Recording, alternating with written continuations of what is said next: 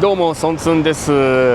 今はマカオ半島内港エリアのソフィテルポンテ16ホテル前に来ております。過去にもねいろんな動画このポンテ16ホテル前でオープニングを撮ってそこから撮影をスタートしていくっていうことがですね結構多かったんですけれども、ちょっとねこのポンテ16ホテル今までとは違う感じになってしまいまして、と言いますのも、建物全体に見るとですね別にそう大きな違いはないように映るかもしれませんが、もうすでにねご存知の方も多いと思いますけれども、このポンテ16ホテルの内部にあった、俗に言う衛星カジノですね、2025年の11月28日に完全クローズしたということで、この周りもですね以前は人が結構いらっしゃったと思うんですけれどもね、今はガラガラですね。なぜかクリスマスツリーはねカジノの前エントランスの前だったところに今も置かれておりますが、なんだか虚しいような感じになってましてね、赤い今ねこのなんかカーテンみたいなのがねかけられてるんですけれども、ここにはねシーリュープイラーちゃんだったかな、カジノ城の、名前がここ出てたんですが、今はクローズしたということで、そのカーテンみたいなやつによって見えなくなっております。天球儀みたいなやつ、丸いやつ、以前はね夜ピカピカと光ってましたけれどもね、ライトによって。今はどうなんですね、カジノがクローズしたことによってもうピカピカ光ることもないのかな、どうだろう、ちょっと夜にこの辺りに来ること最近なくてねですね、ちょっとわからないんですが、というふうに今年に入ってからマカオにあるその衛星カジノっていうのがどんどんクローズしていっているという、今の状況なんですね。でこの衛星カジノって一体何って思われる方もいらっしゃると思います。きっとこのチャンネルの動画を見ていただいている方はそのあたり私以上に詳しい方もきっと多くいらっしゃると思うんですけれど、やはり衛星カジノって何ですかってね疑問に思う方も多くいらっしゃると思いますので、そのあたりについてまず解説していこうかなと思うんですけれども、これね結構説明がね難しくてですね、ちょっとマカオのカジノ経営のことをね知っておかないとなかなかピンとこないところもあるんですが、以前うちのチャンネルに出演していただいたカッツンさん、マカオ新聞のカッツンさんがですねマカオ新聞内にてそのあたりのことをちょっと記事にされていたので、それが一番分かりやすいかなと思うんで、ちょっとそのままちょっと読み上げていこうかなと思うんですけれど、つい最近の記事ですね、ポンテ16ホテルのカジノがクローズしたっていう、その記事の方から抜粋させていただいているんですが、衛星カジノとはマカオ政府とカジノ経営コンセッションを結ぶ事業者の所有ではない物件内、主にマカオ半島にある中小規模のホテル内にあるカジノ、小規模なカジノっていうのが多いですかね、衛星カジノっていうのは。フランチャイズのような契約形態で運営されるカジノ施設を指すという、だから直営ではなくてこのフランチャイズっていう表現がね一番ピンとくるかなと思うんですけれども、で、今年6月初旬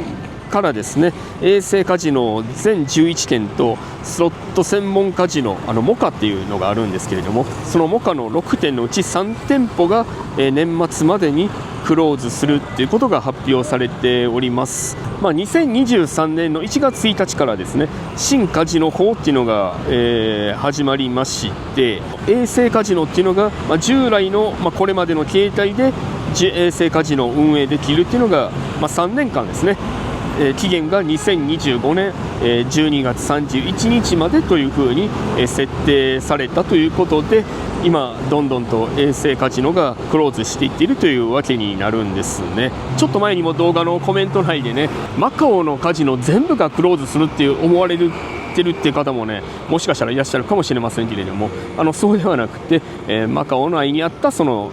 フランチャイズのような契約形態で運営していたその衛星カジノと呼ばれるのがですね2025年の12 2月31日までこれまでの形態で運営できるということになっているということなんです。詳しくはですね、またこのマカオ新聞の記事をですね、概要欄の方にリンク先出しておきますので、そちらの方をご覧になっていただきたいと思うんですけれども、コロナの時からですね、半島内にあった小規模なホテルの中にあるカジノっていうのはどんどんクローズしていって、これからは固体エリア、いわゆる IR ですね、そっちの方がカジノとしてはメインになっていくっていうような話はね聞いてたことがあったんですけれども、2022年あたりからですね、その新カジノ法という、法改正手続きが進んでいく中で、当時もともと約20件ほどあった衛星カジノのうち、もうその時点で一部がどんどんクローズしていきまして、この2025年からですね、どんどんと衛星カジノがクローズしていったというわけになります。でこのポンテ16ホテルのカジノについてはですね、もともとSJM、リスボアをはじめとするSJM という会社がですね買い取って、直営方針にするという形で継続を最初は示していたということなんですが、ポンテ16ホテルのそのカジノに関しては、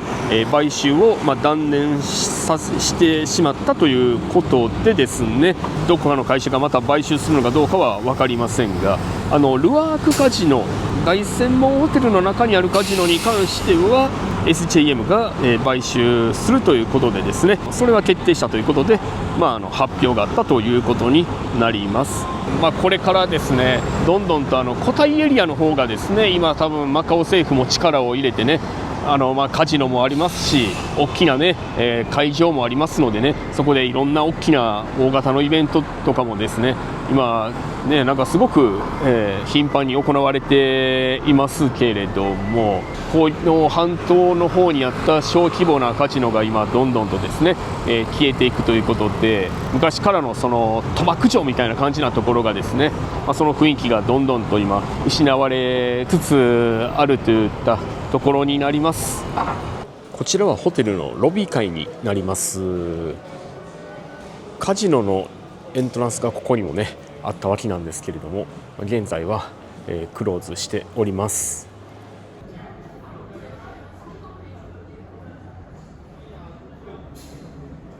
クローズしたのはあくまでもカジノ場だけなので、ホテルとかレストランとか、それ以外のカジノ以外の施設は、通常通り経営しております。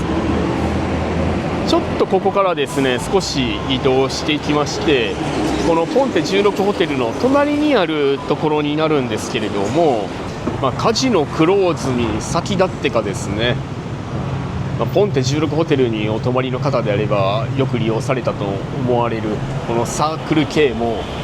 クローズしましたし、なんかこういったちっちゃなショップとかもですねいっぱいクローズしてますね。で以前に動画で紹介したお店ですね、これはヤムチャをしたんですけれども、ここもクローズになっちゃいましたしね、これ僕好きだったんですけどね、このお店で、そこにですね歩道橋があるんで、ちょっとそこを上がってみますね。で歩道橋の上に上がってきました。今ここですね更地になってるんですけれど、もともとペニンシュラっていうホテルが入ってたんですね。香港のペニンシュラとはまだ全然格は違いますけれども、廃墟のままになってたんですが、去年だったかな、建物を、撤去しましてね、今ちょっとこうした更地になってるんですけれども、ここにですね新たなものがね入るんですね。今は歩道橋の下に降りてきてね、更地の横に来たんですけれども、 SJM リゾーツ、リスボアの会社ですね、そこが運営することになるんですが、これですね、マカオパレス青面ホアンゴンという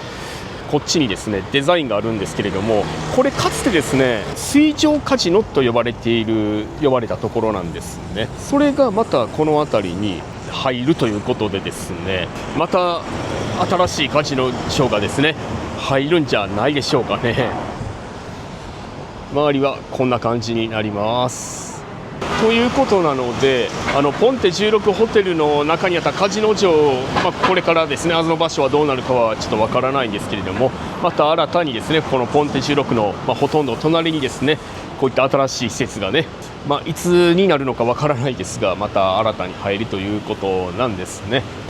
そしたらどうしよっかな。なんかこれだけじゃすごく短い動画になっちゃいそうなので、何か食べに行こうかな。今何時だ。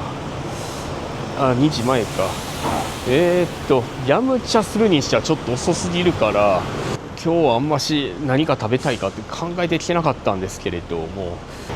とりあえずはじゃあここからねバスに乗ってもう次のストップで降りるんですけれどね、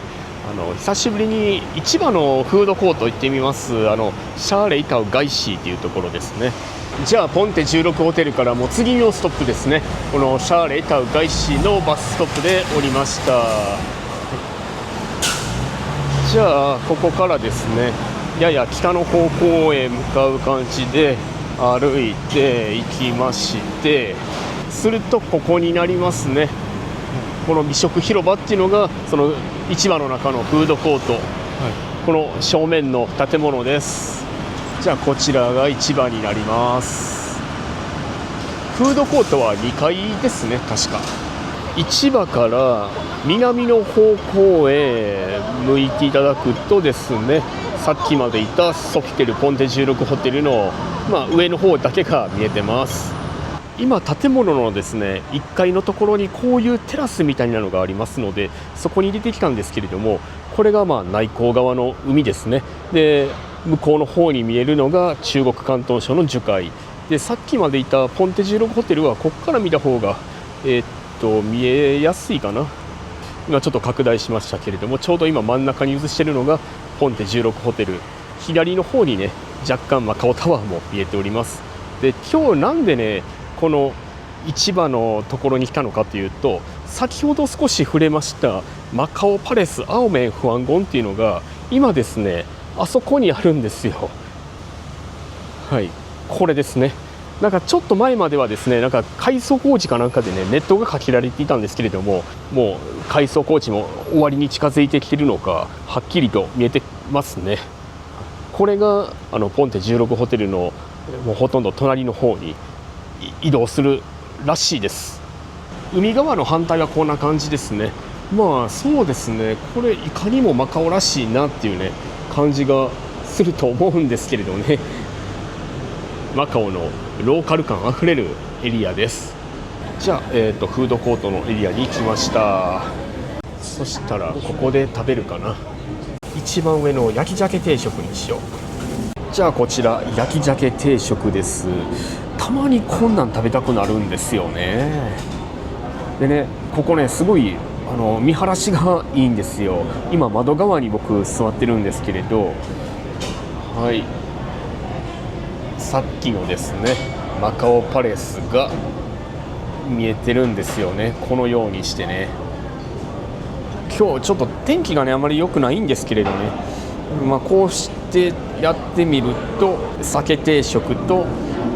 マカオパレスがね同時に、このように映ってます。